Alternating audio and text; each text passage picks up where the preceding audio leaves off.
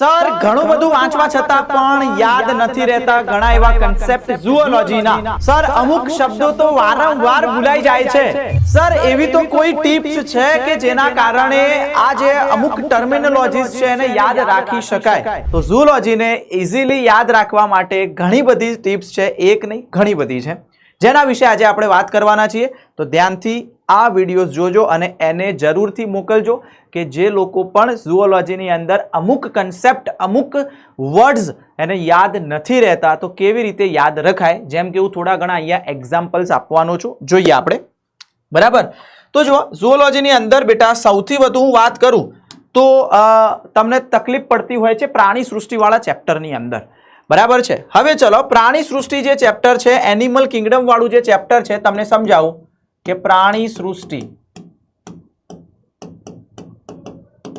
તો પ્રાણી સૃષ્ટિ વાળા ચેપ્ટરની અંદર બેટા કઈ કઈ વસ્તુઓ યાદ રાખવાની સૌથી વધારે હોય છે તો પહેલી વસ્તુ સર ઉદાહરણ યાદ નહીં રહેતા ઉદાહરણ યાદ નથી રહેતા હવે આ ચેપ્ટર એવું છે કે જેમાં તમારે ગુજરાતી ઉદાહરણ અને ઇંગ્લિશના પણ એક્ઝામ્પલ બંને યાદ રાખવું પડશે એટલે કે ગુજરાતી વર્ડ ઇંગ્લિશ વર્ડ કારણ કે એ પૂછાય છે એક્ઝામની અંદર ઇંગ્લિશ વર્ડ પણ પૂછાય છે હવે ગુજરાતી વર્ડની તો શોર્ટ ટ્રીક મેં ઘણી બધી આપી છે તો એકવાર તમને કહી દઉં છું કોઈ એક્ઝામ્પલ આપું છું જેમ કે સંધિપાત સમુદાયના ઉદાહરણ યાદ રાખવા હોય તો એના માટે શોર્ટ ટ્રીક હતી કે સંધિ ક્યુ રેશમે એનું લાખ રૂપિયાનું મધ કિંગ તીડને આપ્યું ચલો એક એક્ઝામ્પલ આની અંદર યાદ રાખવાની શોર્ટ ટ્રીક હતી હું તમને કહી દઉં કે શોર્ટ ટ્રીક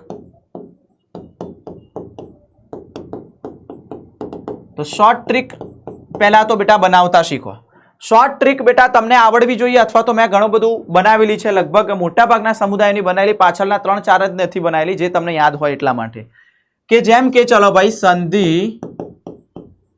ક્યુ રેશમે એનું લાખ રૂપિયાનું મધ કિંગ તીડને આપ્યું કિંગ તીડને આપ્યું તો ભાઈ ચલો આની અંદર શોર્ટ ટ્રીકમાં તમે જુઓ એક તો સંધિ છે ક્યુ રેશમ એ એનો લાખ મધ કિંગ અને તીડ ઠીક હે ચલો આના ઉપરથી બધા એક્ઝામ્પલ આવી ગયા દીકરા સંધિપાત સમુદાયના સંધિ એટલે સંધિપાત ક્યુ એટલે ક્યુલેક્સ મચ્છર રેશમ એટલે રેશમનો કીડો એ એટલે એડિસ મચ્છર એ એનો એટલે એનોફિલસ મચ્છર લાખ એટલે લાખ આપતું કીટક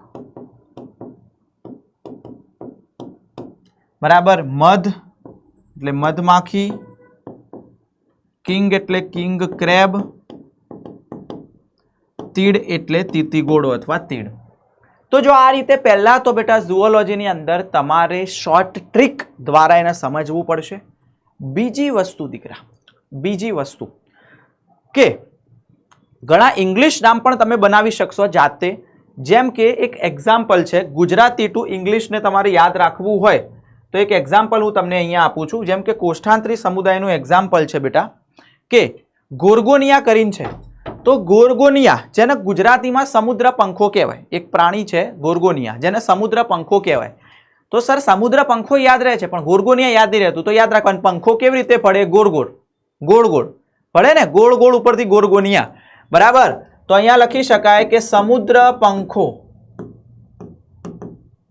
પંખો તો અહીંયા આપણે આ રીતે પણ યાદ રાખી શકાય પંખો તો પંખો કેવી રીતે ફરે તો પંખો ગોળ ગોળ ફરે બરાબર તો એના ઉપરથી તમને યાદ ના આવી જાય ભાઈ ગોર્ગોનિયા ગોર્ગોનિયા આવી જાય કે નહીં તો ગોર્ગોનિયા આવી રીતે તમે પણ ટ્રાય કરો દીકરા તમે પણ ટ્રાય કરો કે આવા ઇંગ્લિશ વર્ડ છે એને ગુજરાતીના વર્ડ સાથે જોડવાનો જાતે બનાવો બેટા શોર્ટ ટ્રીક બનાવવી જ પડશે હું તમને આપું તો છું ઘણી બધી મેં આપી છે પણ હવે તમારો વારો છે જાતે કારણ કે તમે બનાવશો ને બેટા તો તમને જલ્દી યાદ આવી જશે તમને જલ્દી રિકોલ થઈ જશે કારણ કે ઘણા બધા સ્ટુડન્ટ્સ જે છે ને પહેલો બેટા ઝૂઓલોજીમાં હોય સર પ્રાણી સૃષ્ટિના ઉદાહરણ યાદ નહીં રહેતા, બીજું બધું તો બરાબર છે.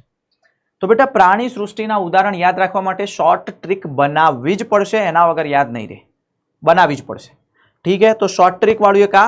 બીજું બેટા મેઇન કેરેક્ટરિસ્ટિક્સ યાદ રાખવાના છે. જેમ કે હું તમને કહું કે સછિદ્ર સમુદાય છે, તો સછિદ્ર સમુદાયની અંદર શું હોય, નલિકા તંત્ર, આ બધું યાદ રાખવું પડશે. બરાબર, તો તમારે બીજી વસ્તુ અહીંયા શું હોય બેટા, એક તો શોર્ટ ટ્રીક આવી ગઈ, એક તો શોર્ટ ટ્રીક યાદ રાખવાની છે. પછી બીજી વસ્તુ બેટા તમારા માટે મુખ્ય લક્ષણ યાદ રાખવાનું, મુખ્ય લક્ષણ યાદ રાખવાના થાય. જેમ કે સછિદ્રમાં નલિકા તંત્ર હોય, કોષ્ઠાંતરી હોય બેટા, તો એમાં ડંખી સંપુટ હોય, બરાબર, અને એની અંદર છત્રક અને પુષ્પક વાળું આવે છે. આવા બધા મેઇન વસ્તુ યાદ રાખવાની. જેમ કે અહીંયા હું લખું સછિદ્ર. ચાલો, તો સછિદ્ર સમુદાયની અંદર આપણે લખીએ તો શું આવે બેટા, તો નલિકા તંત્ર છે, કોલર કોષો છે, બરાબર, આ વસ્તુ આવે. ચાલો, તો એક આ વસ્તુ અહીંયા ખબર પડી ગઈ કે ખાસ બેટા એના લક્ષણો તમે યાદ રાખતા શીખો.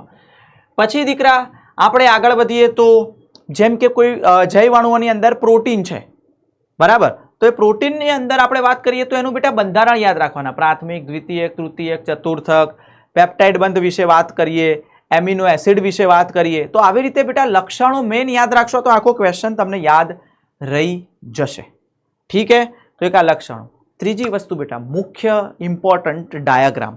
હવે જે લોકો બોર્ડ એક્ઝામની તૈયારી કરતા હશે તો એને તો પ્રેક્ટિસ હશે, પણ જે લોકો કોમ્પિટિટિવ એક્ઝામ, જેમ કે ભાઈ હું વાત કરું નીટ એક્ઝામની પ્રિપેરેશન કરે છે અથવા ફક્ત ગુજસેટની કરે છે, તો સર એમાં તો એમસીક્યુ જ આવે, ક્યાં થિયરી લખવાની હોય, ક્યાં આકૃતિ દોરવાની હોય. તો અમે ડાયાગ્રામ શું કામ કરીએ તૈયાર? અરે ભાઈ ડાયાગ્રામ એવું નથી કે દોરવા માટે જ તૈયાર કરવા, ડાયાગ્રામથી કન્સેપ્ટ ક્લિયર થાય.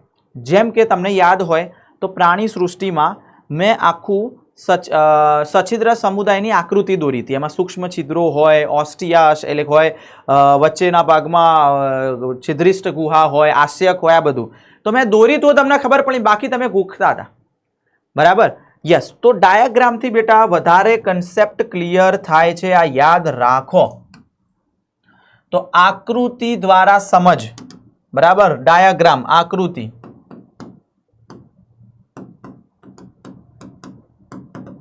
આકૃતિ દ્વારા તમે બેટા એને સમજશો તો આખો કન્સેપ્ટ ક્લિયર થશે.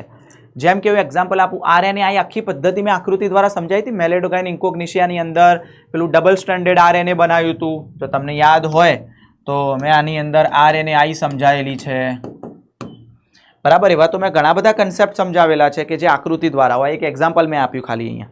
તો એક આકૃતિ દ્વારા પણ બેટા તમારે ખાસ સમજવું પડશે. બીજી વસ્તુ, ઘણીવાર શબ્દને તોડવો પડશે સમજવા માટે. તો ચાલો એનું પણ અહીંયા વાત કરું. સંધિ છૂટી પાડો, બરાબર, સંધિ છૂટી પાડો. હે સર ગુજરાતીનું લેક્ચર ચાલુ કર્યું? ના મારા વાલા, ના. હે ધોરણ 9-10માં સર સંધિ છૂટી પાડો એવી રીતે, તો એ રીતે જ કરવાનું છે. જેમ કે હું તમને એક એક્ઝામ્પલ આપું બેટા, જેમ કે હું તમને એક્ઝામ્પલ આપું કે એક એક્ઝામ્પલ છે મૃદુકાય. મૃદુકાય, ચલો આની તમે સંધિ છૂટી પાડો. મૃદુ વત્તા કાય. મૃદુનો મતલબ નરમ અથવા પોચું, નરમ અથવા પોચું. કાયનો મતલબ શરીર, તો જેનું શરીર નરમ છે એ મૃદુકાય. તો ચલો તમને એ સમુદાય યાદ રહી જશે. સંધિપાદ, ચલો ભાઈ સંધિપાદ એક બીજું એક્ઝામ્પલ લઈએ. ચલો સંધિપાદ. ચાલો, સંધિનો મતલબ સાંધાવાળા, સાંધા. પાદ એટલે ઉપાંગો, બરાબર. સંધિ એટલે સાંધા અને પાદ એટલે ઉપાંગો. તો સાંધાવાળા જેના ઉપાંગો હોય એને સંધિપાદ તરીકે ઓળખવામાં આવે છે. ચાલો ભાઈ, તો તમે જુઓ આ મુદ્દાઓ જે છે જેના કારણે તમારા માટે ઝૂઓલોજી એકદમ ઇઝી થઈ જશે, એકદમ ઇઝી થઈ જાય. આટલા મુદ્દાઓ જો તમે યાદ રાખી દો તો તમારા માટે બેટા આખો કન્સેપ્ટ જે છે એ મસ્ત રીતે આવડી જાય. એમાં કોઈ મોટી વાત છે જ નહીં. બીજી વસ્તુ બેટા એક આમાં પણ છે, શોર્ટ નોટ્સ બનાવો. શોર્ટ નોટ્સ પણ જરૂરી છે. યસ, અમુક ટાઈમે એક્ઝામના વખતે બેટા શોર્ટ નોટ્સ કામમાં આવે છે.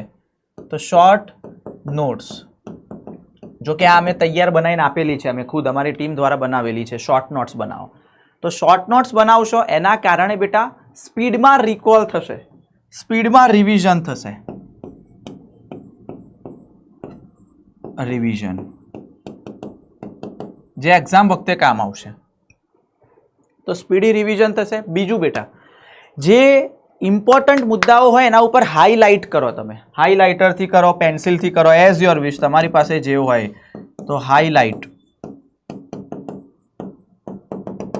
બરાબર. તો અહીંયા લખી શકાય કે આઈએમપી પોઈન્ટ નીચે અંડરલાઇન કે હાઇલાઇટ કરવું.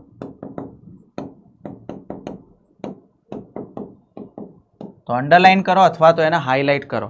તો બેટા જેના કારણે જ્યારે પણ તમે નોટ્સ વાંચશો તો પહેલાં એ મુદ્દો તમારા આંખમાં આવી જશે, એટલે કે તમને તરત જ એ માઇન્ડમાં આવશે કે હા આ મુદ્દો ઇમ્પોર્ટન્ટ છે અને આપણે જોઈ લઈએ. સમજ્યા? તો આટલી વસ્તુ તમે જો કરશો બેટા તો તમારા માટે એકદમ ઇઝીમાં ઇઝી ઝૂઓલોજી બની જશે, બધા કન્સેપ્ટ ક્લિયર થઈ જશે. તો જવાબ આપો વાલા, હવે ઝૂઓલોજી ઇઝી થયું કે નહીં? કમેન્ટમાં લખો ઇઝી ઇઝી ઇઝી. બરાબર. તો આવી જ રીતે બેટા ધાકડ બીજા પણ સ્ટ્રેટેજી લાવતા રહીશું. તો ખૂબ મજા આવી આજના સેશનની અંદર. તો ખૂબ આભાર એન્ડ બાય બાય.